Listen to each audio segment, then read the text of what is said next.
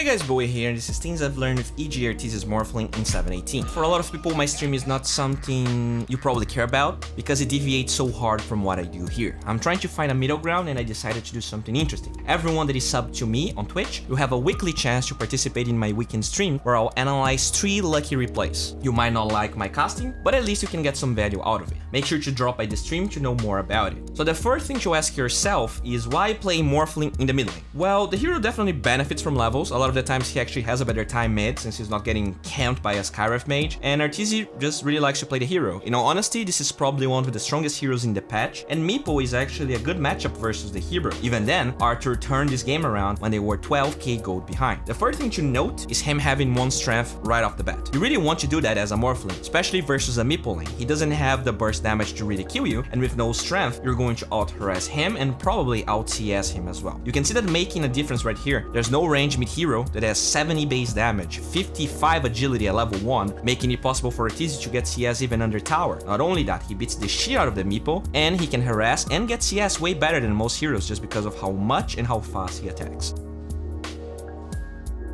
When he gets level 2, he doesn't morph the strength that he gets, so he's already at a decent damage point. One big change up in how Morphling's skill build works is maxing Adaptive Strike. Waveform costs 165 mana to deal 300 damage at level 4, but it also puts you in risk of dying, especially now that you cannot morph while being stunned. It's quite dangerous to overcommit for kills with Waveform. At the same time, Adaptive Strike when maxed, even if you just have Treads and Aquila, already deals more damage to one target than Waveform, with a shorter cooldown, less of a mana cost, and it's also a great defensive tool, since you can get the stun duration increased as well. Sometimes you do see people getting Waveform level 2, but against Meepo it's very unlikely that Arteezy needs this cape right now, so he would rather get Adaptive Strike instead. It's also an easy way to secure range CS that you're afraid to commit to. Bottle is not an item you see super often on Morphling, but if you're playing mid, it makes a lot of sense. Since you have very little HP and mana pools, percentage-wise, the item helps you a lot. You also have a mobility skill and access to the runes, so it makes perfect sense to get it, especially against weak supports like Ogre and Io. Morphling is a hard hero to play, and a lot of it comes to feeling, but there's also a lot we can learn by just watching. Arteezy was looking for a rune, and as he goes back, he boops the Meepo once.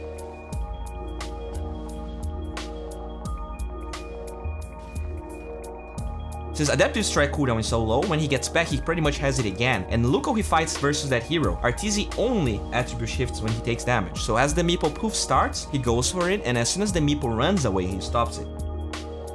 This is important because his right clicks as well as the Adaptive Strike damage depends on having as much agility as possible. He attacks until he loses attack range, then you can see that he still issues an attack as he waveforms, and with his last dying breath, he seals the deal at the end. Since he attributed Shiv exactly the necessary amount, not only he has damage to secure that kill, he secures a range creep here, and he can quickly get back to 1 agility, bottle, and be super healthy once again. Another nice purchase in the early game is the raindrops. In a hero with 400 HP, being able to mitigate 120 damage is insanely valuable. This hero is also super mana hungry, so the item fits in nicely. You don't really care about boots early on, because you're either bursting someone or you're not going for the kill anyways. And even without boots, he rotates to the bounty rune in top area, and when he sees Ogre there, he knows he can get a kill, but obviously in Arteezy style.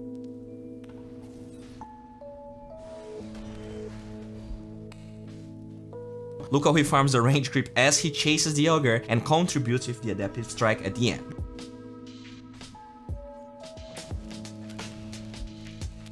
This skill is way superior than waveforming getting solo kills, and after that he can just go back to the mid lane. There's a lot of Morphling item builds. Very rarely you see Boots of Travels first, but sometimes you do. The Dragonlance Morbid Mask is also nice, and the usual Treads Lincolns works nicely too.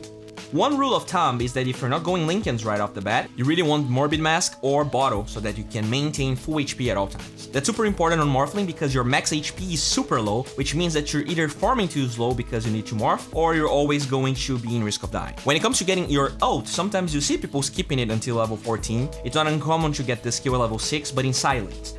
There you're actually against more opponents, and thus more opportunities arise when you can use it. Meepo is a very shitty steal, and thus Arteezy didn't went for it straight away. This game is actually quite weird in the sense that Arteezy needs Lincolns and Manta, but he gets Yasha first and rushes Lincolns after the item. After the laning stage breaks, the Canadian boy maintained around 900 HP on his Morphling, but let's talk more about how the hero fights. Ogre was the warding here, and Slaughter initiates. Note how he only waveforms when a second target shows up, increasing his overall damage.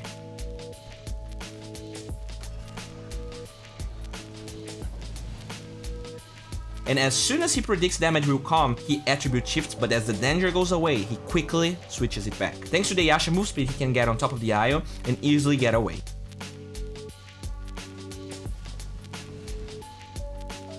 He makes sure to morph back to that 900 HP threshold we talked about, and he keeps on farming.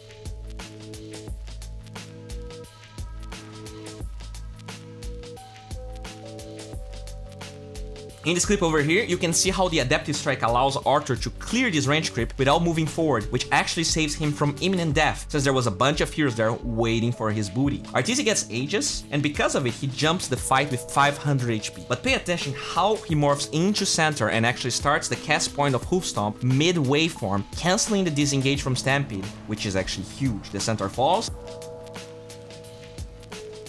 and Arteezy starts morphing as he witnessed the concoction playing out. He stops it eventually, but that's already a twofer for Radiant.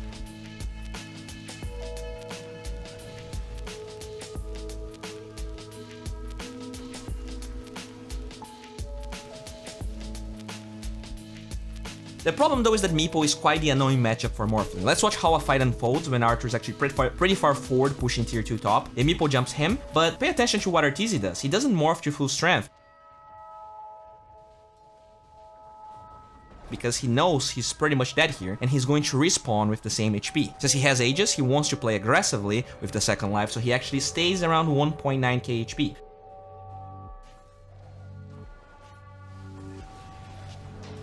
They do find the IO, but the blind jump from the center was something Arthur couldn't react to. He can morph after, but it was too late and he falls.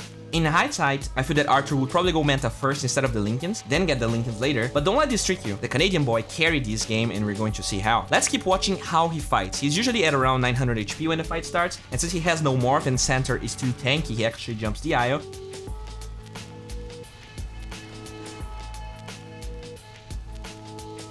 Which makes perfect sense, and the fight is actually quite straightforward after that. One thing that a lot of people forget about is that you don't have to build Link and Z-Blade every game. This hero is super versatile now, and he's also easier to kill, so you need to assess whether you need defensive items or not, but even then, remember that you do pack a strong punch with only Adaptive Strike. Another good thing about Adaptive Strike is that you can draw aggro from camps to farm faster, like Arthur does here. One thing to mention is that he did not pick the extra morph duration talent. I'm not a morph player, and while some player preference probably plays a role, I'm sure I've seen Arteezy picking the morph duration talent a couple of times. More often than not, you're also going to see players getting the waveform attacks targets just because it really ramps up your DPS and makes your farming easy. There will definitely be arguments for getting it this game though. Heroes like Undyne synergize super well with the talent, but this also means that he won't be morphing into Centaur or Alchemist to get the AoE stuns. And this game is all about locking the Meepo down. He is their win condition. And over here, we can see the fight that wins them the game. Radiant starts roshing, but Dire contests it. Arteezy, as the fight unfolds, reaches the secret shop to finish his Z-Blade before committing fully for the fight.